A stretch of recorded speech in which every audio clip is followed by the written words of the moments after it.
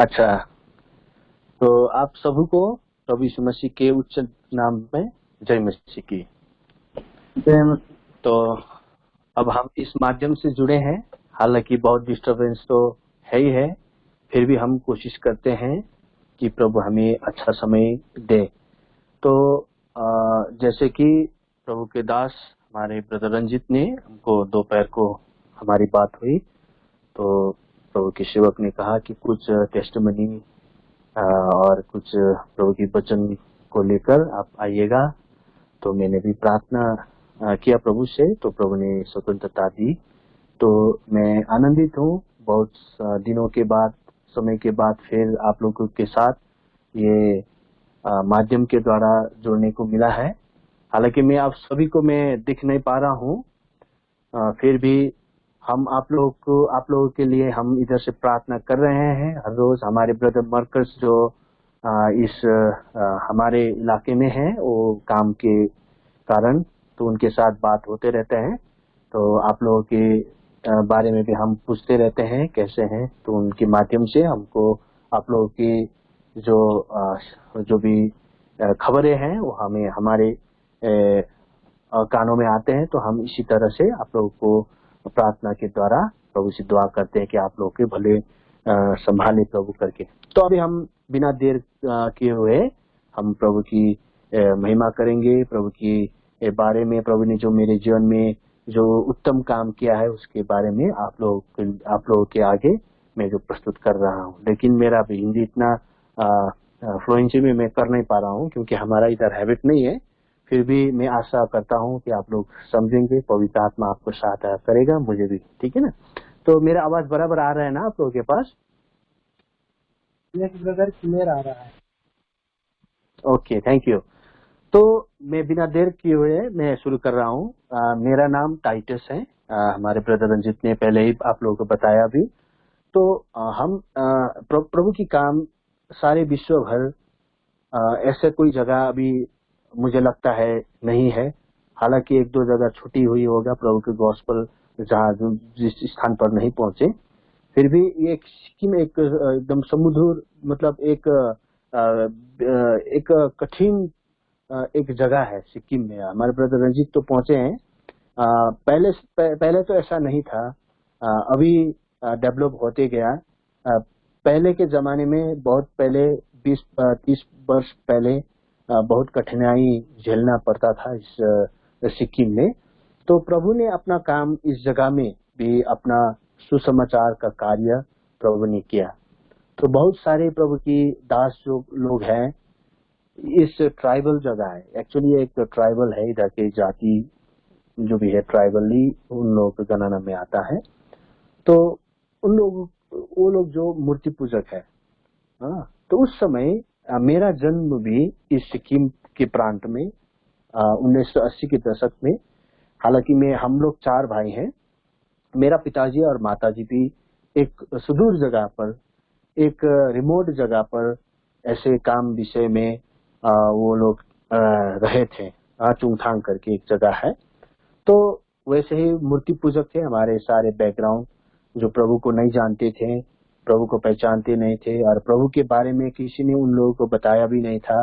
लेकिन एक ऐसा प्रभु का प्रबंध हुआ, एक बीसी प्रदान करके एक अगले दूसरी झुंड के एक विश्वासी उस जगह पर पहुंचा, और मेरे माताजी और पिताजी को प्रभु यीशु मसीह के बारे में प्रभु के सेवक जो भी था, जिसने गॉस्पेल लेके गया, हमारी माताजी और पिताजी की को साथ में रखकर गॉस्पेल को सुनाया। उसके पश्चात कैसा था, मेरा माताजी जो भी था, हम लोग इधर झांकरी कहते हैं, वो ऐसा टाइप का था कि किसी मरा हुआ, हाँ, किसी का माइक्रोफोन ऑन हुआ था इसलिए मैं थोड़ा रुक गया। खैर, सुन रहे हैं ना आप? हाँ ब्रदर, मेरी बात आ रहा है? ये ओके, ठीक है।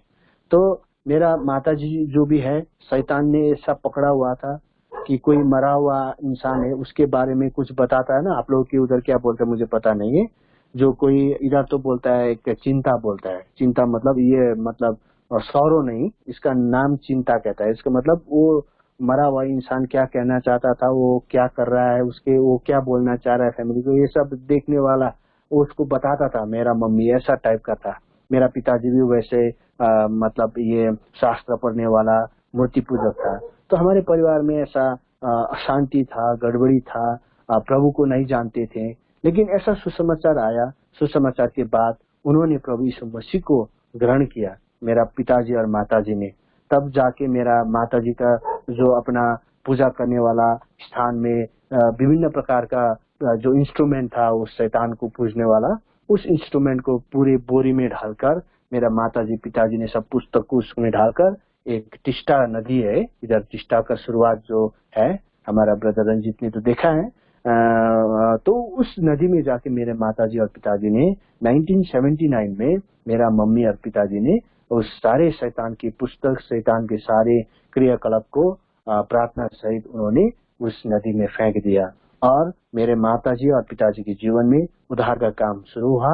उस पश्चात में जब मेरे माताजी और पिताजी ने प्रभु को पाया था, तब मेरा माताजी और पिताजी का 3 बच्चे था। मेरा पहला अब्राहम ब्रदर जो मेरा हमारा सबसे बड़ा भाई, उसके बाद एक सिस्टर था, पहला सिस्टर था वो तो गुजर गया था, गुजरने के बाद अब्राहम ब्रदर, उसके बाद और एक सिस्टर, वो अभी बेंगलोर में है KGF में, और वो भी प्रभु यीशु मसीह में है। उधर हमारा मंडली है हिब्जिबा, उधर सेवारत है, वो भी शादी की वजह से वो उधर शटल हुआ है। और मेरा दूसरा भाई डेविड है, हमारे ब्रदर को पता है।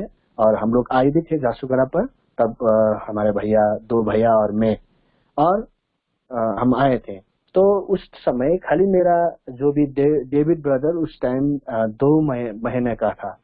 तब जाके मसीह यीशु को मेरे माताजी और पिताजी ने ग्रहण किया। उसके पश्चात मेरा भी जन्म हुआ प्रभु मसीह में ही, मेरा प्रवेश हुई। मुझे प्रभु की सारे शिक्षाएं मिली, और प्रभु को बचपन से ही संडे स्कूल में रहकर प्रभु के बारे में, प्रभु के वचन के बारे में हमको सारे शिक्षा दीक्षा मिला। तब जाके मैं बढ़ते गया। लेकिन मेरे जीवन में क्योंकि बचपन से मैं किस धर्म में उत्पन्न हुआ बोलने से मैं बोलता था क्रिश्चियन एक रिलीजन के तौर से मैं देखता था। हालांकि मेरे जीवन में सारे संसार की अभिलाषाएं से छुटकारा नहीं हुआ। मैं बचपन से बढ़ते गया, गाना बजाना में बचपन से 10-11 वर्ष से मुझे रुचि था। तब जाके स्कूल में जाता था और सब मेरे को इनकरेज करता था, आप तो बहुत अच्छा गाते हो, गाओ तुम स्कूल के लिए। मैं छुप के जाता, मुझे पता है। लेकिन देखिए संसार की ये सारे वस्तुएं जो भी है हमको खींचने, प्रभु से छुड़ाने के लिए, प्रभु की फेलोशिप से हमको मोड़कर शैतान के फेलोशिप में ले जाने के लिए इतना ज्यादा मेरे को खींच रहा था। मुझे शैतान की ओर से, उनकी दूतों के ओर से मुझे प्रेरणाएं मिलती थी। तब मैं जाके एक फिल्म का गीत भी गा देता था। वो लोग बहुत खुश होता था, आपका तो बहुत अच्छा स्वर है, आप बजाते भी बहुत अच्छे हैं। तो मुझे ये सारे बात के कारण मुझे मेरे जीवन में ऐसे प्रभु की संगति तो था, लेकिन उसके बावजूद भी मेरे हिडन लाइफ में मैं पूरी तरह से प्रभु के मार्ग से मैं क्या कर रहा था, मैं भटक रहा था। प्रभु की राह से मैं भटक कर मैं शैतान के राह पर छुप छुप के बिना फैमिली को पता चलते मैं मेरे रास्ता दूसरी ओर चलते फिरते चला जा रहा था। लेकिन जब मैंने ऐसा काम करते करते मेरे माताजी और पिताजी ने तब तो मेरा माताजी और पिताजी प्रभु का सेवा को आराम किया हुआ था, प्रभु की सेवा करना शुरू कर दिया, क्योंकि उस जगह पर कोई विश्वासी नहीं था। तो इस गैंगटोक जो जहाँ मैं रहते हूँ, गंगटोक, इसे गैंगटोक बोलता है, गैंगटोक से प्रभु का सेवक, 2 सेवक जो उन्होंने भी, एक सेवक गया था इधर से, इधर का ट्राइबल था वो अंकल जी, जो चुंगथांग में एक ट्रांसफर होके चला गया टीचर, शिक्षक के रूप में। तो तब जाके बेरेका में वो संगति करता था। तो वो अंकल के साथ हमारे माता पिताजी का भेंट हुआ, और जिसने ग्रहण किया था वो तो चला गया, वो मिशनरी टाइप का था। जो भी हो, उन्होंने प्रभु का वचन सुनाया और ग्रहण करवाया मेरे मम्मी पापा को। उसके बाद हमारे उस अंकल को, जो बेरेका संगति में, जो हम जहाँ पर संगति कर रहे हैं अभी, है ना, जिस झुंड को और डिनोमिनेशन जानता है भाई बॉक्सिंग के मतलब के नाम के द्वारा, तो वही फेलोशिप का एक प्रभु का दास आया उधर शिक्षक के रूप में। तो उस समय मेरे माताजी और पिताजी के साथ भेंट हुआ और उनके साथ संगति हुआ। वो भी वहाँ बहुत साल रहे, उसके बाद उनका भी ट्रांसफर हुआ और दूसरे एक प्रभु का दास आया, उसका नाम था क्लेमेंट। उनके साथ भी संगति हुई और प्रभु का काम बढ़ते बढ़ते बढ़ते बढ़ते मेरे मम्मी और पापा उधर का पहला फ्रूट्स था और पहला उस मंडली भी स्थापना हुई 1982 में जाके प्रभु का मंडली खड़ा हुआ। तो मेरा माताजी और पिताजी ने अपनी दुर्बलता कमजोरता में प्रभु का शिक्षा दीक्षा हम सारे परिवार को दिया। हम 4 भाई हैं और 1 बहन है और ऐसे प्रभु ने हमारे परिवार के जीवन में परिवार में प्रभु का काम ऐसा आरंभ हुआ। तो मेरे जीवन में मैं अभी एक वचन पढ़ना चाहता हूँ कि ये जो पास्ट लाइफ में जो भी होता है इंसान को, जब प्रभु को नहीं जानता है, तब से पहले तो उसे क्या गवाही कहें, वो तो हमारा बायोग्राफी है, ठीक है ना। मैं उसमें बताना मैं नहीं चाहता हूँ। तो जब मैंने प्रभु को सच्चे दिल से ग्रहण किया, जब मैंने मसीह को सच्ची तरीके से मैंने प्रभु यीशु मसीह को अपनाया, उसके बाद हालांकि मैंने प्रभु को अपनाया था बचपन में ही, मैंने प्रभु को अपनाया था, प्रभु मसीह को ग्रहण किया था। लेकिन जब मेरे जीवन में प्रभु का आत्मा का काम शुरू हुआ, तब मेरे जीवन में प्रभु ने कहा कि तूने सच्ची प्रकार से प्रभु को ग्रहण किया कि नहीं किया, तो तुझे करना चाहिए। तो मेरे दिल में ऐसा हुआ। तब मैं कालिम्पोंग होली कन्वोकेशन में गया था। उस टाइम प्रभु के सेवक लोग, प्रभु के बड़े दास लोग आके कन्वोकेशन हो रहा था। उस समय मैंने जब प्रभु का वचन सुना, मेरे दिल में मेरे जीवन में ऐसा आभास हुआ कि मुझे सच्ची तरीके से प्रभु को क्या करना है, स्वीकार करना है। हालांकि मैंने बचपन में कितनी बार किया क्या, लेकिन मेरे जब होश आया मेरे जीवन में, जब मैं सोचने और सब खराब असल वस्तु को मैं मतलब डिस्टिंक्शन उसको मतलब छुटाने का सामर्थ्य मेरे में आया, तो मुझे सच्ची तरीके से प्रभु को अपनाने का मेरा जिज्ञासा हुआ। तब जाके 1998 में मैंने प्रभु को ग्रहण किया। फिर मैंने ग्रहण किया, उसके बाद बैप्टिज्म लिया, उसके बाद मेरे आत्मिक जीवन शुरू हुआ। लेकिन अब मैं बताना चाह रहा हूँ कि हमारे जीवन में, मेरे जीवन में ऐसा था कि मैं क्रिश्चियनिटी में मुझे सब कुछ भाता था, मुझे सब कुछ अच्छा लगता था, फिर भी उसके बावजूद मेरे जीवन में एक अतृप्तिपन था।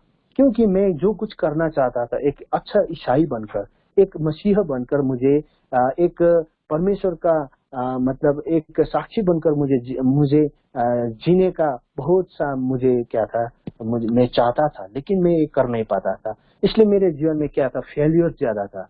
हमारे जवानों के बीच में भी ये अनुभव आप लोग कर रहे होंगे। और मैं भी ये बताना चाहता हूँ कि गवाही कब से शुरू हुई, जब मैंने मसीह को पाया, उसके बाद मेरे जीवन में क्या क्या घटनाएं हुई और मैंने प्रभु मसीह में क्या पाया और प्रभु यीशु मसीह ने मेरे जीवन में कैसा कार्य किया और मैं कहाँ तक पहुंचा हूँ, इसे कहता है गवाही। और बाकी जीवन में जो प्रभु को नहीं पाया था, उस टाइम कहता है ना, कोई क्रिश्चियन लोग जब गवाही देते हैं, मैं ऐसा दारू पीता था, मैं वो करता था, वो तो हर एक इंसान का होता था, बैकग्राउंड है वैसे। लेकिन गवाही तब होता है जब पवित्र आत्मा जब हमारे जीवन में आता है, तब हम मसीह की विटनेस बनते हैं। ये वचन में लिखा हुआ है। मुझे हेल्प करके कोई भी भाई और बहन है, प्रेरित के काम 1:8 जो हमको सबको हम जानते हैं, इस वचन को बड़े नजदीक में जानते हैं। प्रेरित के पत्री और उसके 1 और उसके 8 वचन आप पढ़ लीजिए, कोई भी भाई और बहन जो भी। दान भाई आप वचन को पढ़ते जाइएगा। अनुग्रह दान जी। परंतु जब पवित्र आत्मा तुम पर आएगा, तब तुम समर्थ पाओगे और यरूशलेम और सारे यहूदिया और समरिया में और पृथ्वी की छोर तक मेरे गवाह होगे। देखिए कितना अच्छा वचन है। परंतु जब पवित्र आत्मा तुम पर आएगा, तब तुम सामर्थ पाओगे और यरूशलेम और सारे यहूदिया और सामरिया में और पृथ्वी की छोर तक मेरे गवाही होंगे। प्रभु की गवाही तब बनेंगे, तब जाके बनेंगे, जब हम हमारे जीवन में पवित्र आत्मा का जो भी वरदान जब हम प्राप्त करेंगे, उसके बाद हम प्रभु मसीह की विटनेस बनकर हम खड़ा बन सकते हैं। तो देखिए मेरे जीवन में एक वचन कहकर आपको मैं विस्तार करना चाहता हूँ, मतलब मैं लंबा चौड़ा बताना नहीं चाहता हूँ, लेकिन आपको क्लेरिफाई करना चाहता हूँ कि हम जवानी के जीवन में ये स्ट्रगल होता है, मेरे जीवन में था, इसलिए मैं आपको आप लोगों के आगे में इस वचन को रखना चाहता हूँ। रोमी की किताब, Romi, book of Romans chapter 5 chapter 7, आइए तो हम देखते हैं इन वचनों को, थोड़ा देखते। मेरे जीवन में ये सब बातें था, मेरे जीवन में भी एक अतृप्तिपन था, मेरे जीवन में भी प्रभु को पाकर भी, देखिए प्रभु को विश्वास करते बावजूद भी मेरे जीवन में ऐसी सारी घटनाएं मेरे जीवन में घटी, जिसको मैंने क्या करते, थोड़ा थोड़ा करके, बारीक बारीक करते प्रभु ने मेरे जीवन में अपने आत्मा का काम शुरू किया। तब जाके मुझे सारे प्रश्नों को उत्तर अभी तक नहीं मिला, लेकिन मुझे मिलता जा रहा है। मेरा कहने का मतलब, मैं सेटिस्फाई होता जा रहा हूँ प्रभु में। तो हमारे जीवन एक समय ऐसा होता है कि हम कुछ करना चाहते हैं मसीह में होकर भी। देखिए मैं एक वर्ष, इससे पहले मैं एक वर्ष आपको दिखाना चाहता हूँ। हितोपदेश 13 और उसके 14 पद हो गए शायद, हम देख रहे हैं। हितोपदेश नीति वचन 14 और उसकी 13 वचन पढ़ दीजिए। नीति वचन 14 और उसकी 13 वचन। हंसी के समय भी मन उदास होता है और आनंद के अंत में शोक होता है। प्रभु इस वचन को एक्सप्लेनेशन करने के लिए प्रभु का आत्मा हमें अगुवाई करे, ठीक है ना। तो अभी हम देख रहे हैं कि even in the laughter the heart is sorrowful. देखिए ना, हंसते हुए भी मसीह के जीवन में ये अनुभव होता है कि कोई पूछता है, अरे ब्रदर आप कैसे हैं, तो हम कोई भी ऐसा इंसान नहीं कि ब्रदर मैं ठीक नहीं हूँ, ऐसा कोई नहीं बोलता है। लेकिन ये रियलिटी है, ये हकीकत है कि हंसते हुए समय भी मसीही जीवन में उसके दिल पर सौरो लेके जाता है। तो सौरो मतलब खाना नहीं है, मकान नहीं है, भविष्य में काम नहीं है, वो नहीं, वो तो सारे इंसान के पास होता है। लेकिन प्रभु ने हमको उत्साह दिया हुआ है, इस बातों को लेकर चिंतित मत होना, निराशा मत होना, क्योंकि चिड़िया को देखो, फूल को, पौधे को देखो, मैंने कैसे पहनाया है, तुम तो उससे श्रेष्ठ हो। ये सब बातों का हम पकड़े हुए हैं और प्रभु ने हमारे सारे जरूरत को पूरा भी कर रहे हैं अभी तक, उसको छोड़िए। लेकिन उसके बावजूद भी हम किस बातों को लेकर आप और मेरे जीवन में प्रभु को पाते हुए भी हमारे जीवन में सौरोनेस क्यों आता है, एक उदासपन क्यों आता है, इस बारे में मेरा अपना अनुभव आपको, मेरा टेस्टिमनी आपको बता रहा हूँ, है ना। इसी तरह मेरा अपना टेस्टिमनी बताने से तो कहाँ 40 मिनट में होगा, तो 2 घंटे में नहीं सकेगा। लेकिन प्रभु ने जो मेरे जीवन में कार्य किया है उसको मिसाते हुए मैं आपको शेयर कर रहा हूँ। तो देखिए हमारे जीवन में, मसीह जीवन में, देखिए हंसता हुआ भी इंसान अंदर से हंसा नहीं होता है। उसके जीवन में सारे, प्रत्येक इंसान के जीवन में ये सौरोनेस होता है। अगर हम ये नहीं कहेंगे कि मेरे में सौरोनेस नहीं है, वो झूठ बोलता है। क्योंकि मेरे जीवन और हर एक मसीह के जीवन में ये घटा होता है। क्योंकि वो बोलता है ना, शांति शांति शांति कहता है, ऐसा हमें लिखा हुआ है, लेकिन उसके हृदय में शांति नहीं है। वो शांति का प्रचार करता है, लेकिन उसके जीवन में शांति नहीं है। देखिए ऐसा घटता है, क्यों घटता है, ये मैं आपको बताना चाह रहा हूँ कि हमारे जीवन में किस लिए ऐसा निराशापन आता है। क्यों एक मसीह विश्वासी, क्यों वो निराश होकर उसके जीवन का यात्रा कर रहा होता है, क्यों, इसका कारण क्या है, इसका मकसद क्या है, इसको हम देख रहे हैं। देखिए तो मैंने रोमी की किताब बताया था आपको 7 अध्याय में। आइए मेरे साथ आप लोग भी कष्ट कीजिए, प्रभु का वचन को खोलिए, और आप लोग जहां पर भी है प्रभु के वचन को आदर करें। 14 पद पढ़ दीजिए कृपया भाई ने, 7 और उसकी 14 वचन। हम जानते हैं कि व्यवस्था तो आत्मिक है, परंतु मैं शारीरिक और पाप के हाथ बिका हुआ हूँ। देखिए ये एक क्रिश्चियन का नक्शा है। देखिए व्यवस्था मतलब प्रभु की वचन, प्रभु की वचन को तो मैं जानता हूँ वो आत्मिक वचन है, सही है, 100% वो कार्यकारी, और ये एकदम ट्रूथ है, सत्य है प्रभु की वचन। लेकिन आई एम अ कार्नल, मैं एक शारीरिक हूँ। और दूसरी बात बताया है, प्रभु के पाते हुए भी, प्रभु को अपनाए होते हुए भी बोला कि आई एम सोल्ड अंडर सिन, मैं पाप में बिका हुआ हूँ। क्यों इंसान ऐसा, क्यों मसीह जीवन में ऐसा हो रहा है। देखिए ये प्रभु की दास पावल ने रोमी में इस वचन को लिखा हुआ है कि क्या कहता है कि मैं पाप में बिका हुआ हूँ। पढ़िए फिर उसके बाद पढ़िए 15 पर। जो मैं करता हूँ उसको नहीं जानता, क्योंकि जो मैं हाँ। चाहता हूँ वह नहीं किया करता, परंतु जिससे हाँ। मुझे घृणा आती है वही करता हूँ। हाँ। देखिए मेरे जीवन में ऐसा था, मैं जो करना चाहता था, एक अच्छा मसीह बनके, एक अच्छा प्रभु का अनुयायी बनकर मुझे चलने का मुझे बहुत शौक था और मैं दिल से चाहता भी था, परंतु इसके बावजूद भी मैं एक हारा हुआ जीवन, एक निराशमय जीवन क्रिश्चियन होते हुए भी। और कोई कहते हैं brother Titus how are you, yes brother I am fine, I am happy, ये सब प्रिटेंडिंग था, ये सब दिखाओ का जीवन था, ये अंदर से वैसा नहीं था। मैं बाहर में ढोंगीपना, मैं एक्टिंग कर रहा था, एक्टर जैसा था, क्योंकि मेरा जीवन वैसा नहीं था। मैं चर्च में जाता था, चर्च में मैं कहते थे कि भाई टाइटस आया, भाई टाइटस आया, भाई टाइटस गाता है, भाई टाइटस प्रभु का वचन कर देता है, अच्छा है, लेकिन मैं उन वैसे मेरे अंदर के जीवन में मैं हारा हुआ जीवन था मेरा। देखिए मैं जो करना चाहता हूँ मैं वो कर नहीं पाता, और जिन बातों को मैं घृणा करता हूँ वो मुझसे हो जाता है। देखिए एक इंसान का नक्शा देखिए, हमारे जवान भाई बहनों के जीवन में भी बहुत सारे भाई बहन मुझे आके कहते हैं कि मैं हार गया हूँ, मैं थक गया हूँ, और मेरा अपना अनुभव, मेरा अपना टेस्टिमनी भी आपको शेयर कर रहा हूँ। देखिए कहते हैं ये क्रिश्चियन जीवन में आता है, कोई भी विश्वासी और मसीहा इससे पार होके, इसको एस्केप करके, इसको ओवर मतलब उसको नांग कर नहीं जा सकता है। हाँ, तो देखिए हम इस पद में फिर हमको पढ़ने को मिलता है, 16 वचन में पढ़िए। यदि जो मैं नहीं चाहता वही करता हूँ, तो मैं मान लेता हूँ कि व्यवस्था भली है। और 17 भी पढ़िए। तो ऐसी दशा में उसका करने वाला मैं नहीं, वरन पाप है जो मुझ में बसा हुआ है।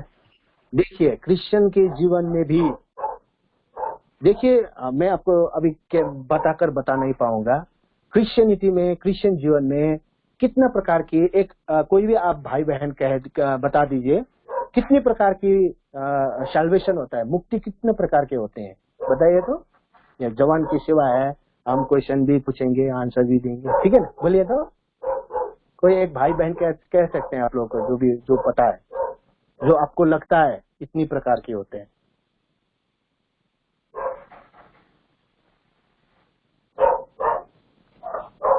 तो ठीक है, समय तो जा रहा है, अभी मैं अजय बोलिए। देखिए एक ही तरह से पता है जी, बोलिए। एक ही तरह से पता है, जैसे अच्छा प्रभु को ग्रहण। देखिए बाइबल में, अभी तो मेरे पास समय नहीं है, हाँ मैं आपको बताता हूँ कि बाइबल में ही 3 प्रकार की मुक्ति के बारे में बताया है। आपको लग रहा होगा ये टाइटस भाई कैसा शिक्षा दे रहा है, नहीं, मैं प्रभु की बाइबल में कहा गया हुआ ये 3 टाइप्स ऑफ सैल्वेशन है। ये इसको मैं अभी विश्लेषण नहीं करूंगा।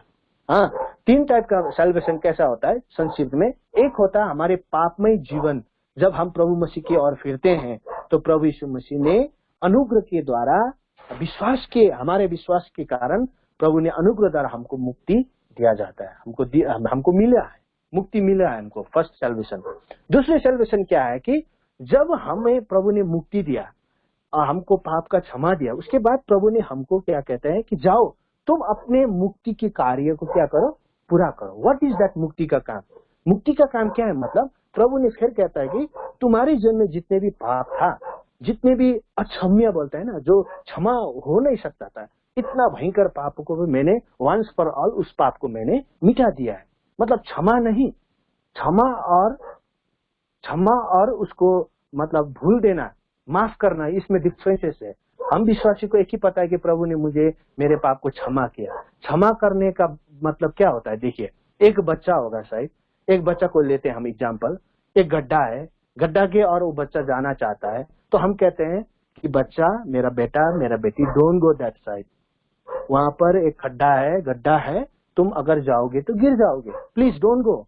हम उस बच्चे को कहते हैं और हम अपने काम करते हैं। तो उस बच्चे को बारंबार कहते हुए भी जब वो बच्चे क्या करता है, जाके उस गड्ढे में वो गिर जाता है। गिरने के बाद हमको आवाज सुनाई देता है, रो रहा है मेरा बच्चा, तब हम दौड़ के जाते हैं उस बच्चे के और और उस बच्चे को देखते हैं, पापा पापा पापा, या तो भैया भैया भैया, uncle uncle uncle, I am sorry I am sorry I am sorry. मैंने कहा था ना उस साइड में जाने के लिए, गिर गया ना, बोला था प्लीज आई एम सॉरी, मुझे माफ कर दीजिए।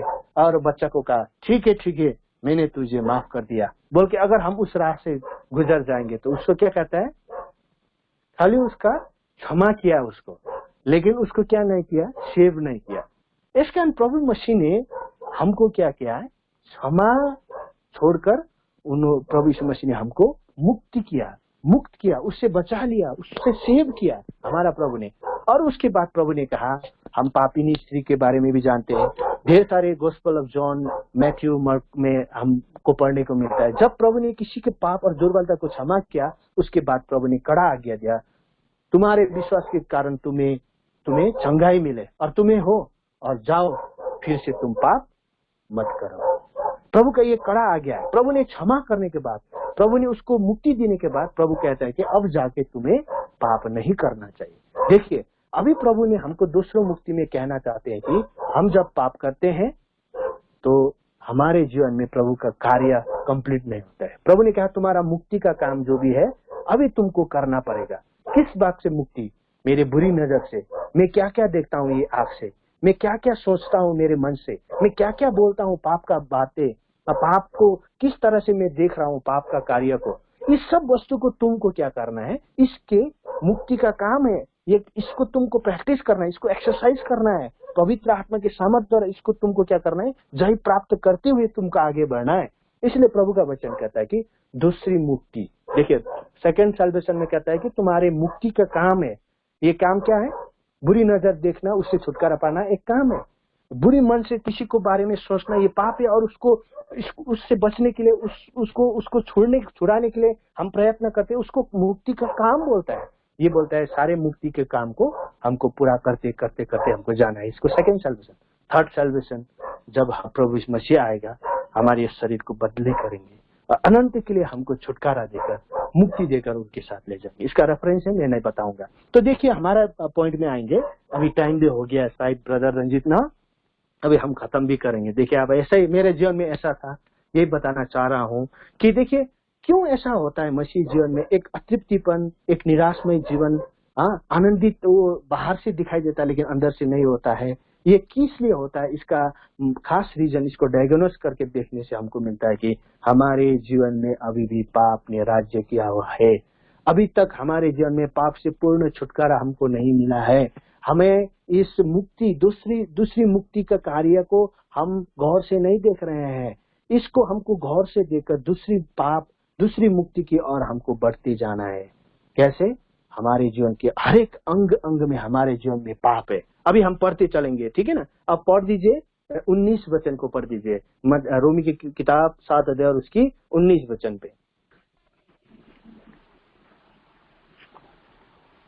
क्योंकि जिस अच्छे काम की मैं इच्छा करता हूँ वह तो नहीं करता, परंतु जिस बुराई की इच्छा नहीं करता वही क्या करता हूँ। देखिए, और फिर पढ़ दीजिए ब्रदर, समय नहीं है, 20 और 21 वचन भी पढ़ दीजिए। अतः यदि मैं वही करता हूँ जिसकी इच्छा नहीं करता, तो उसका करने वाला मैं न रहा, परंतु पाप जो मुझ में बसा हुआ है। इस प्रकार मैं यह व्यवस्था पाता हूँ कि जब भलाई करने की इच्छा करता हूँ तो बुराई मेरे पास आती है। अभी देखिए, अभी 24 वचन पढ़ दीजिए।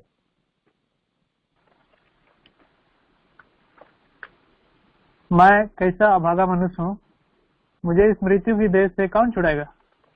देखिए सर, लास्ट में जाकर ऐसा बोला, ओ रेचेड टाइम, मैं कैसा अभागी हूँ। देखिए क्रिश्चियन जीवन में व्यवस्था के वचन हाथ में है, सारे प्रभु की इंफॉर्मेशन हमको मिले, फिर भी इसके बावजूद भी एक क्रिश्चियन, प्रभु का दास पौल कह रहे हैं कि हाय मैं कैसा अभागी इंसान हूँ, कौन मुझे इस मृत्यु के शरीर से छुटकारा देगा, कौन मुझे इस मेरे अंदर की लड़ाई को विजय करेगा। इससे जीवन में उसका ऐसा द्वंद्व था, एक लड़ाई था। देखिए, तो हमारे जीवन ट्रबलिंग में है, मेरा जीवन ऐसा ही था।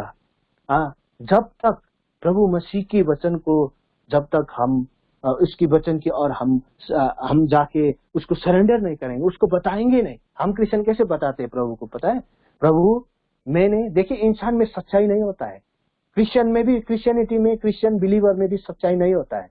कैसे घुमा फिरा के प्रभु को भी बताता है, हालांकि वो हमारे विषय में किसी ने हमारे विषय में बताने की जरूरत नहीं है, यूहन्ना की किताब में लिखा हुआ है। लेकिन हम प्रभु को ट्विस्ट करके घुमा के कहना चाहते हैं। प्रभु जी सीधा साधा नहीं कहता है, सीधा सीधा जाके प्रभु को कहना है कि प्रभु मेरे आंख से बेविचार का काम हुआ है, प्रभु मुझे माफ कर। कोई इंसान नहीं कहता है प्रभु मैंने दूसरी इंसान की पैसों को मैंने दूसरी तरीका से उसका फायदा को मैंने लिया हूँ प्रभु जी बोल के नहीं कहता है। जैसे लूटा हुआ है, किसी ने बुरी नजर से देखा हुआ है, किसी ने झूठ बोला है, प्रभु मैंने इस ब्रदर को झूठी बात बताई है, प्रभु मुझे माफ कर, ये नहीं कहता है। क्या कहता है? जाकर कैसे प्रार्थना करता है? देखिए मेरे जीवन में था, कैसे कहते हैं, प्रभु कहीं मेरे जीवन में पाप हुआ होगा तो देखिएगा कैसा प्रभु को भी इतना घुमा फिरा के बात कहता है। देखिए तो कहीं मेरे जीवन में कहीं भूल हुआ है तो आप मुझे माफ कर दो। देखिए क्या बोलता है, मतलब कहीं बोलने का मतलब मैं तो अच्छा ही हूँ, कहीं हो गया होगा, लेकिन सीधा जाकर कोई इंसान कहना नहीं चाहता है, कोई मसीह तब तक जब तक हम नहीं कहेंगे तब तक हमारे जीवन में छुटकारा नहीं होगा।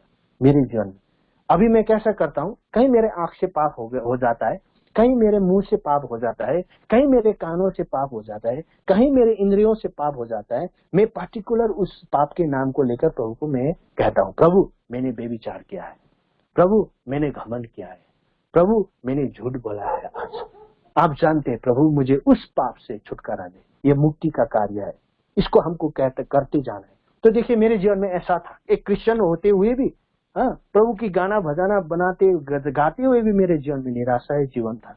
मेरे जीवन में ऐसा शांति, मतलब जो भी हृदय से एक ट्रांसपेरेंसी होता है वैसा मेरे जीवन में कदापि नहीं था। लेकिन समय आया, मेरे जीवन में ऐसा निराशापूर्ण जीवन था, मैं रोता हुआ मैं चलता था, कभी मैं आंख से मेरा आंसू निकलता था, प्रभु क्या है मेरे जीवन। मैंने एक गाना भी बनाया था, वो नेपाली में बनाया हो, लेकिन आपको अभी मैं बता नहीं पाऊंगा। एक जवानी के जीवन में घटा हुआ इसी विषय को लेकर मैंने गाना भजन भी मैंने बनाया था। तो प्रभु ने बहुत आशीष दिया मेरे जीवन में भी और दूसरे के जीवन में उस भजन के कारण।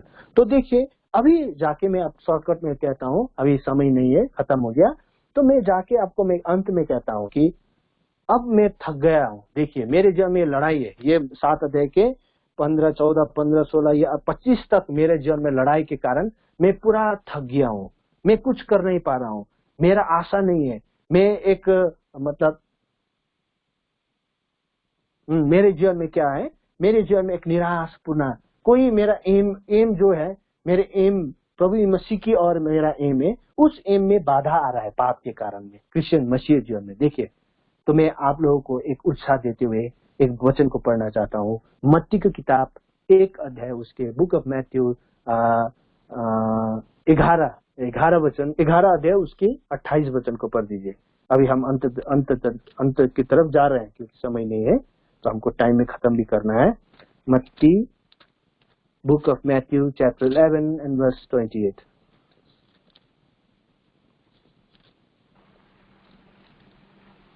Please kindly help me. हे सब परिश्रम करने वालों और बोझ से दबे हुए लोगों, मेरे पास आओ, मैं तुम्हें विश्राम दूंगा। 29 वचन ब्रदर। मेरा जो अपने ऊपर उठा लो और मुझसे सीखो, क्योंकि मैं नम्र और मन में दी, और तुम अपने मन में विश्राम पाओगे। देखिए अभी हमारे आत्मिक जीवन में प्रभु कहता है कि थके हुए, गले हुए, विचलित मन, जो विश्वासी को, जिस जवान और जवानियों के जीवन में इस बेचैनी से जीवन हो रहा है, प्रभु का कहना है कि come unto me and I will give you rest। अब हमारे जीवन में एक रेस्ट, एक शीतलता, एक शांति आभास करना है क्रिश्चियन जीवन में, तो हमें प्रभु मसीह की आवाज को सुनना है। प्रभु हमें बुला रहा है, प्रभु हमें कुछ देना चाहता है। देखिए प्रभु बुलाकर हमें क्या देना चाहता है, इस विषय में अभी हम नहीं जाएंगे, लेकिन प्रभु बुलाकर हमें 3-4 बातें कॉलिंग का है, ये अभी मैं बता नहीं पाऊंगा, ये भी इधर ही रखता हूँ, लंबा हो जाएगा। तो प्रभु ने हमें आकर बुलाकर क्या कहता है कि हे परिश्रम करने और बोझ से दबे हुए इंसान, पाप के बोझ से और व्यवस्था के बातों से दबे हुए इंसानों को प्रभु कहते हैं कि तुम मेरे पास आओ, I will give you rest. मेरे प्रभु एक आह्वान करता है कि मेरे जुआ तुम ले लो। फिर पढ़ दीजिए तो वो जुआ के बारे में, वो योग के बारे में। मेरा जुआ अपने ऊपर उठा लो और मुझसे सीखो, क्योंकि मैं नम्र और मन में दीन हूँ, और तुम अपने मन में विश्राम पाओगे। Thank you so much. देखिए जुआ को उठाओ, मेरे साथ सीखो। देखिए मसीह ने, प्रभु ने क्यों कह रहा है कि मेरे मुझसे सीखो। मतलब प्रभु 100% परमेश्वर था और है। परमेश्वर जब प्रभु यीशु मसीह जब इस धरती पर आए तो 100% वो इंसान बनकर, मनुष्य बनकर रहा। तो प्रभु ने कैसे उस परिस्थिति में जो हम अभी झेल रहे हैं जवानी जीवन में, उस परिस्थिति को प्रभु ने कैसे पार किया। तो प्रभु कहते हैं कि आओ उस जुआ को मेरे साथ, मेरे पास तो है ही है एक जुआ, एक काट के होता है ना वो योग, तो मैं ले लिया हूं और मेरे पास आओ, तुम भी उसको ले लो और मैं तुझे सिखाऊंगा कैसे चलना होगा उस राह पर, और तुम्हें चलते चलते मैं तुम्हें सिखाते हुए चलूंगा और तुम्हारे दिल पर तुम्हें सच्ची शांति मिलेगा। तब जाके तुम्हें क्या मिलेगा, तुम्हारे दिल में जो बेचैनी है, जो भी पाप का छुटकारा तू पाना चाहता है, उससे तुम्हें छुटकारा मिलेगा। कितना अच्छा बात है। अभी मैं आपको आपका होमवर्क देता हूँ, ठीक है। बाद में कभी मिलेंगे तो मैं पूछूंगा, ठीक है ना। तो होमवर्क क्या है, तो देखिए मैं आपको बताता हूँ योग, प्रभु ने योग जुआ के बारे में क्या बताना चाहता है। तो देखिए जब मैंने ये कलकत्ता में भी एक पिछले मंथ में एक सेवा हुआ था यूथ का, तो प्रभु ने मुझे ये मौका दिया इस बात को शेयर करने के लिए। तो मैं आपको यही बात बता रहा हूँ कि हम जैसे जवानी के जीवनों में प्रभु ने कहा योग एक जुआ है, उस जुआ को तुमको लेना होगा। तो ये जुआ क्या है, ये जुआ के बारे में हम देखते हैं। तो ये जुआ के बारे में अभी कोई विश्लेषण नहीं होगा, मैं आपको पढ़कर सुनाऊंगा, उसके बाद खत्म करूंगा। अब बाद में प्रभु कभी समय मिलने से आपको इस बात को भी बताएंगे। देखिए अब इसको मैंने इंग्लिश वर्ड अल्फाबेट अल्फाबेट से लिया हूँ, YOKE योग, है ना। अभी देखिए, अभी प्रभु का आह्वान को जाकर उस प्रभु की जुआ के अंदर जो कोई आना चाहता है, योग में क्या क्या होता है। वाई से होता है यील्ड, यील्ड करना मतलब अपने आप को सौंपना, यील्ड कहता है इंग्लिश में, है ना। यील्ड का मतलब है सौंपना। पहला नंबर, जो इंसान उस जुआ पर, प्रभु यीशु मसीह की जुआ पर जाकर सीखना चाहता है, दिल में रेस्ट लेना चाहता है, तो पहले नंबर उसके जीवन में प्रभु मसीह के और जाकर अपना संपूर्ण बातों को, अपने सारे जीवन के कार्यों को, अपने आप को मसीह की ओर जाकर सौंपना है, एक नंबर। तब जाके उसके दिल में शांति आएगी। वाई का मतलब है यील्ड, यील्ड का मतलब होता है अपने आप को समर्पण करना और प्रभु की मसीह की ओर सौंपना। ओ से होता है ओबीडियंस। देखिए अगर आप और मेरे जीवन में उस प्रभु मसीह का अपना शांति, अगर आप और मेरे जीवन में शीतलता को आप अपनाना चाहते हैं, वाई से हुआ यील्ड करना, समर्पण करना। ओ से हुआ ओबीडियंस होना है, आज्ञाकारी होना है, सीखने के लिए आज्ञाकारी होना है। उस मैं कैसा अभागी इंसान, उससे छुटकारा पाने के लिए, पाप से छुटकारा पाने के लिए प्रभु सिखाएगा, प्रभु का आत्मा सिखाएगा। उसका कंडीशन है we have to submit, we have to surrender our life unto the hand of Jesus Christ. Second thing, we must be obedient whatever Jesus Christ commands us.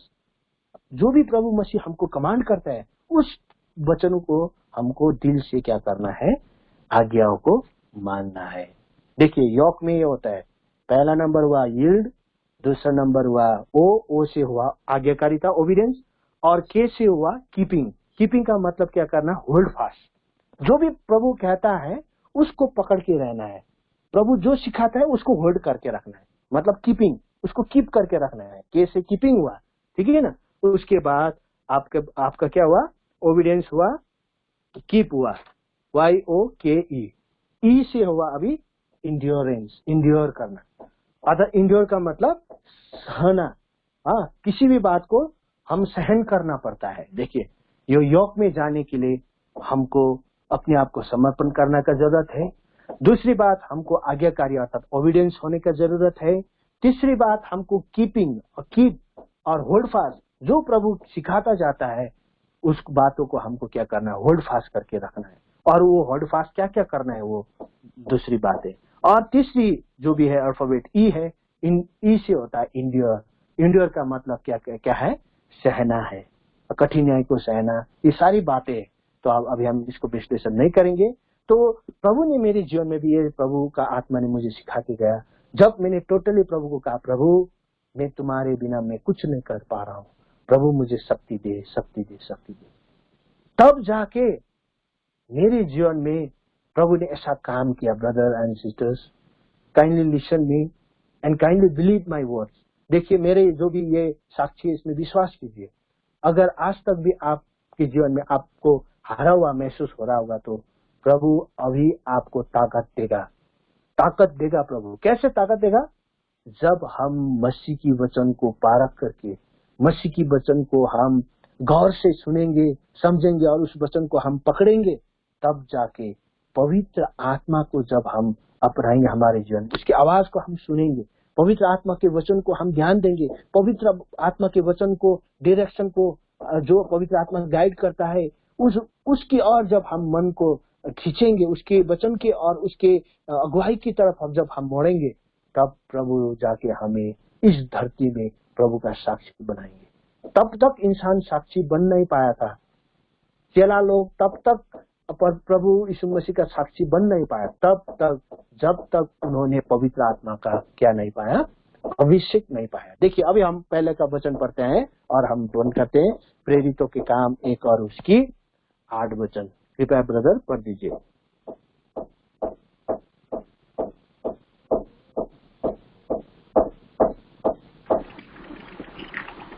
परंतु जब पवित्र आत्मा तुम पर आएगा तब तुम समर्थ पाओगे और यरूशलेम और सारे यहूदिया में और पृथ्वी की छोर तक मेरे गवाह होगे। देखिए, हम बाहर से तो एक टेस्टिमनी सेटअप कर सकते हैं, एक दिखावा के तरफ से, ब्रदर बहुत अच्छा गाता है, ब्रदर अच्छा वचन देता है, ब्रदर अच्छा खाना बनाता है, सिस्टर अच्छा खाना बनाती है। हाँ, ये वो बाहर की टेस्टिमनी को छोड़ दीजिए अभी। हाँ, बाहर की और हम नहीं देखेंगे, लेकिन भीतर से, अंदर से अगर हमको अच्छी साक्षी, एक ट्रूथफुल विटनेस अगर हमको बनना है, तो एक उपाय बताया कि जब पवित्र आत्मा का कार्य हमारे जीवन पर आएगा, वो कार्य करना शुरू करेगा, तब जाके हमारे जीवन उस पाप के कामों से छुटकारा मिलेगा। देखिए, उस पाप की और तो हमारा लड़ाई है ना, जैसे कि प्रेरितों के काम 7 अध्याय में पढ़ रहे थे कि उधर हमारा झगड़ा हो रहा है, पाप के संग हमारे क्या है, कुश्ती लड़ रहे हैं हम। तो कुश्ती लड़ने के लिए हमको क्या चाहिए? ऐसे भी कुश्ती लड़ने वाला इंसान को क्या चाहिए? वो अच्छी अच्छी वस्तुएं खाता है, खाने वाला चीज खाता है, एक्सरसाइज करता है, उसको सामर्थ्य चाहिए, सामर्थ्य। तो हमारे जीवन में भी उन पापों से लड़ने के लिए, उससे विजय प्राप्त करने के लिए आप और मेरे जीवन में सामर्थ्य चाहिए। और वो सामर्थ्य किस चीज से मिलता है? प्रभु मसीह की आत्मा और पवित्र आत्मा से मिलता है। जब पवित्र आत्मा हमारे जीवन में कार्य करना शुरू करेगा, हमारे जीवन में आएगा, तो हमारे जीवन पावरफुल हो जाएगा। तब हम उस शैतान के सारे पापों के कामों से हमको छुटकारा मिलता जाएगा। तब जाके हम अंदर से मसीह की और सारे दुनिया में एक असल साक्षी बनकर हम भी जी सकते हैं, रह सकते हैं। तो आइए, ऐसे अनुभव आपको भी होगा, शायद मेरे जीवन में था और मैंने इस जीवन में ओवरकम करता जा रहा हूँ। मैं भी इस मुक्ति के कार्य को पूरा करने का मैं चेष्ट में हूँ और मैं कर रहा हूँ। ब्रदर एंड सिस्टर्स, इस राह में आप भी आइए और आप भी प्रभु को कहिए, प्रभु कहीं मैंने ऐसा किया है, ऐसा नहीं प्रभु, मैंने ये पाप मैंने किया है, प्रभु तुम मुझे क्षमा कर और तेरे आत्मा से भर दे प्रभु, और मुझे सामर्थ्य और इस पापों से मैं छुटकारा पा सकूं। तो प्रभु ने आप और मेरे जीवन में आत्मा की फल को पैदा करने का शुरू कर देते हैं। तो प्रभु आए और ये आशीष से इस वक्त प्रभु मुझे और आप सभी जो भी जुटे हुए हैं, हम सबों को प्रभु ने इस आशीष से मालामाल करे। ठीक है ना। तो अभी हम इधर ही रखते हैं। प्रभु के सेवक ने जो टाइम दिया था, शायद क्रॉस भी हो गया, मुझे माफ कर दीजिए, थोड़ा समय लिया हूँ। तो सभी आप लोगों को धन्यवाद कहते हुए और आपसे विदा होता हूँ। प्रेमी जय मसीह ब्रदर। भाई के सुंदर भाई के छोटी से हम प्रार्थना करेंगे। आइए हम प्रार्थना करें। के पिता, महान परमेश्वर, राजाओं का राजा, प्रभुओं का आदि अंत बात देते हैं। ये भाई शायद सभी जो बड़ी समस्या है, अब मैं अद्भुत रीति से यहाँ थान में प्यारा सभी माता पिता वहाँ पर उनको अपनी सेवा का काम किए और मसीही घराने में जन्म होने से बचपन से ही पवित्र शास्त्र उनका शिक्षा हुआ है। और दयालु प्रभु जी, संसार में कई एक और क्रियाक्रम, गाना बजाना, ये सब बातें हैं, परंतु भक्ति गवाही क्या है, ये हमें बड़ा ही सुंदर तरीके से विस्तार से आपने बातें किया। हम धन्यवाद देते हैं दयालु प्रभु जी। उद्धार पाने के बाद सच्ची जीवन बिताना और गुप्त रहस्य जीवन को कैसे जीवन बिताना, ये बात आपने बड़ी ही सरल तरीके से स्पष्ट रूप से बताया। आपका हम स्तुति वंदना करते हैं, धन्यवाद देते हैं। उद्धार दिया है और उद्धार का काम करने के लिए प्रभु चाह रहा है और उसमें हम कैसे प्रभु का सहयोग कर सकते हैं ताकि हमारा उद्धार हो सके और एक दिन हम उद्धार का पूरा काम करके प्रभु मसीह के राज्य में जाएं। दयालु प्रभु सच्ची गवाह, सच्चा चेला बन सके, ये विचार आपने दिखाया। धन्यवाद देते हैं भाई की गवाही के लिए। इन्हें बहुत आशीष है। आने वाले दिनों में आपकी इच्छा हो तो लगातार हम ऐसे संगति का सुअवसर हमें प्रदान करे। प्रार्थना थोड़ा सा समय और दीजिए ताकि आपका महिमा हो सके। इस प्रार्थना को मसीह यीशु के नाम में मांगे, आमीन।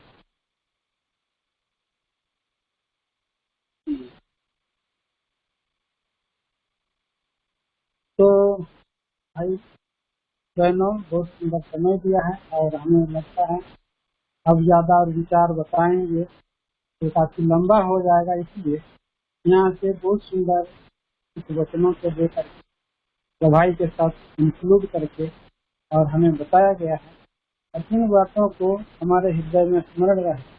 भाई ने भी कुछ होमवर्क दिए हैं और उनके वचनों से भी कुछ हम प्रश्न तैयार करेंगे और आने वाले दिनों में जो शिक्षा है अगले सप्ताह उसको मैं प्रश्नों को पूछूंगा। तो कभी बहुत बातें सिखाया, कैसे आदमी है सारे योग के बारे में सिखाया। तो आज हम पिछले सप्ताह का प्रश्न उत्तर करते हैं और क्लोज करेंगे। तो आप लोग तैयार हो जाइए और अपने जगह में से आप जो पिछले सप्ताह हम जो ध्यान किया था तो मसीह के समाचार 21 अध्याय, इसको आप पवित्र शास्त्र बाइबल को आप बंद कर दीजिए, खोलिए मत। तो कभी आपको सच्चाई में आपको प्रभु कितना सिखाया, आपका हृदय में कितना रहा। पुस्तक की बातें तो आप खोल के बता सकते हैं, लेकिन हृदय में से आप खुद सच्चाई में एग्जाम लिखते समय कई बार हम लोग नोटबुक क्या करते हैं, नीचे ले जाते हैं, नीचे में लोग चेक करके देखते हैं ऐसा नहीं है। और अगले बार आप लोग ऐसा करिए, कुछ भाई और बहन लोग उनको सागरी गाना है, सूर्या गाना है, हिंदी गाना है, इसे गाना आपका मन में रखे रहेगा और मैं आपको बोलूँगा तो आप जरूर गाने का प्रयास करिए प्रभु की महिमा के लिए। और अभी हम सवाल जवाब 10 सवाल 11 सवाल और ज्यादा समय में 1-1 मिनट रहेगा और जो जवाब देना चाहते हैं 1 मिनट के अंदर में अपना वीडियो ओपन करेंगे। तो पहला सवाल है और एक वचन से उदाहरण दिया गया कि एक बलवंत गधा अपना कांधा किस कारण झुकाया और बेगारी में दास का काम करने लगा। प्रश्न फिर से दोहरा रहा हूँ। एक वचन से उदाहरण दिया गया कि एक बलवंत गधा अपना कान्हा किस कारण दिखाया और बेगारी करना चाहा। 4 मैं ऑप्शन बता रहा हूँ। एक देश जो शहरों का है, दूसरा भी एक देश मनोहर है, तीसरा एक देश जो नदियों का है, चौथा एक देश जो गांव का है।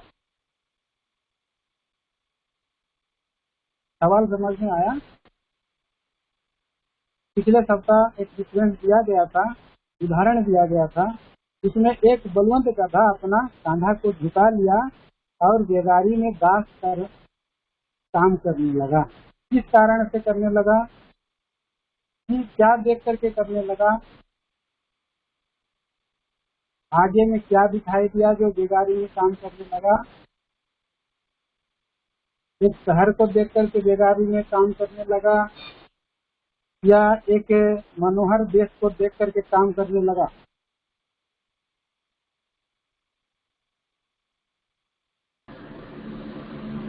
एक मनोहर देश को देख करके काम करने लगा, अपने कंधे को बोझ ढोने के लिए झुकाया। यस, आपका जवाब बिल्कुल सही है, धन्यवाद।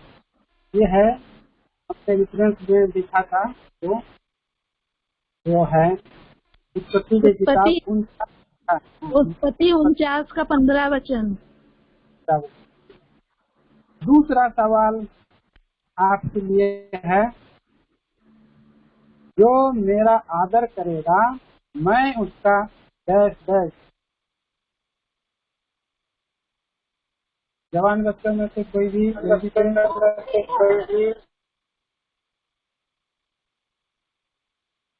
उससे बोलिए।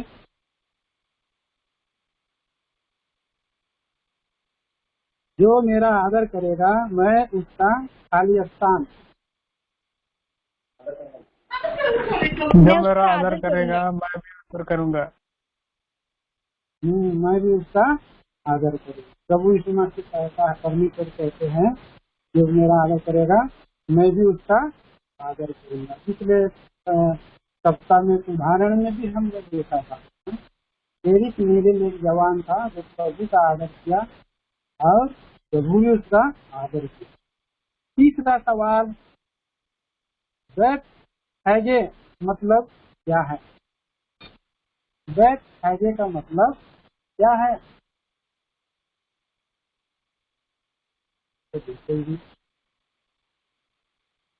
चार ऑप्शन बता रहा हूँ। बैठ हैजे मतलब रोटी का घर, दूसरा जैतूनों का घर, चौथा अंजीरों का घर, तीसरा अंजीरों का घर और चौथा अंगूरों का घर। बैठ हैजे मतलब अंगूरों का घर। हाँ, अंगूरों का घर। अंगूरों का घर। अंगूरों का घर। और कोई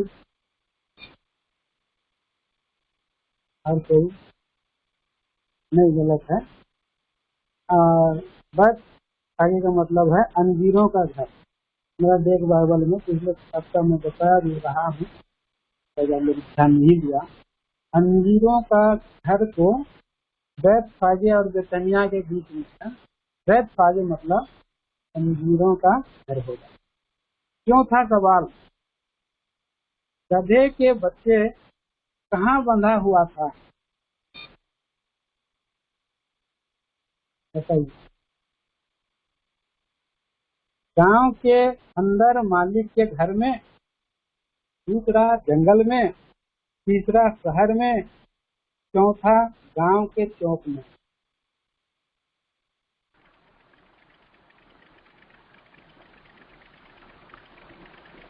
थोड़ा सवाल। घर के अंदर। घर के अंदर। गांव के चौक में। गांव के चौक में है। गांव के वहाँ पर नहीं है, नहीं है, तो मरकुस में है। इसका दूसरा भाग मरकुस में है। गांव के बाहर चौराहे में बंधा हुआ है। तो ये चौथा वचन जो है और चौथा उत्तर है, चौथा नंबर। पांचवा सवाल, भीड़ में यीशु के गधे पर क्या बिछाए? भीड़ में यीशु के गधे पर क्या बिछाए? पहला कपड़ा फूल और डाली, कपड़ा और डाली। आए। तीसरा कपड़े और डालियां। चौथा धूप और डालियां। कपड़े और डाली। कपड़े, हाँ कपड़े और डाली। ठीक, सही उत्तर दिए। 3 नंबर सही है, कपड़े और डालियां। और छठवां सवाल, भीड़ क्या कहकर चिल्ला रहे थे? भीड़ क्या कह करके चिल्ला रहे थे? क्या? पहला प्रभु तेरे साथ रहे। दूसरा परमेश्वर का शूरवीर। तीसरा हमारा शहर आशीष पाए। चौथा आकाश में होसन्ना। आकाश में होसन्ना। आकाश में होसन्ना। सही उत्तर भाई लोग, सही। सातवां सवाल, सातवां सवाल कह रहा हूँ, प्रभु यीशु व्यापारियों को और कबूतर बेचने वालों के चौकियों को उलट दिया, तो कहाँ पर उलट दिया?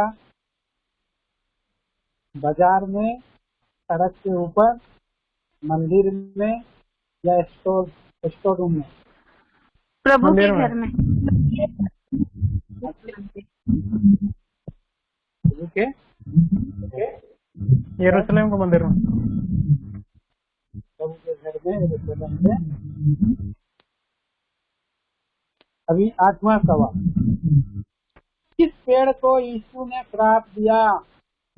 अंजीर का पेड़। अंजीर। चार ऑप्शन है, एक सेब है, दूसरा अंजीर है, तीसरा जैतून है, चौथा आम है। तो कौन सा? सही।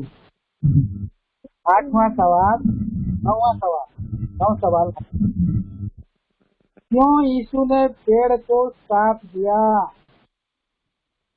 उत्तर पूरा करने का ऑप्शन, फल कड़वा था इसलिए, या था इसलिए, या फल रास्ते के ऊपर में पेड़ था इसलिए, या उसमें फल नहीं था? उसमें फल नहीं था। फल नहीं था। तो अंजीर का पेड़ का दृष्टांत में आप और मैं भी ना, प्रभु के लिए क्या लाना है? फल लाना, आराधना का फल, धन्यवाद का फल, किसी रूपी बलिदान, आराधना करना है, भजन कीर्तन करना है, आत्माओं को भी लाना, ठीक है, तो फल लाना। तो और हम अभी कितना सवाल नंबर हो गया था? 10वां था क्या? चलिए 10वां तो 11वां सवाल और एक दृष्टांत के अनुसार पहले पुत्र अपने पिता का इनकार करने के बाद क्या किया? उस दृष्टांत के अनुसार पहले पुत्र अपने पिता का इनकार करने के बाद क्या किया? उत्तर पीने चला गया, 1 नंबर पीने चला गया, 2 नंबर बाजार चला गया, 3 नंबर घूमने चला गया, चौथा नंबर पश्चाताप किया और बारी में क्या किया? पश्चाताप किया। हाँ। अभी नेक्स्ट सवाल है, एक घर का अधिकारी कौन है? सुन लीजिए,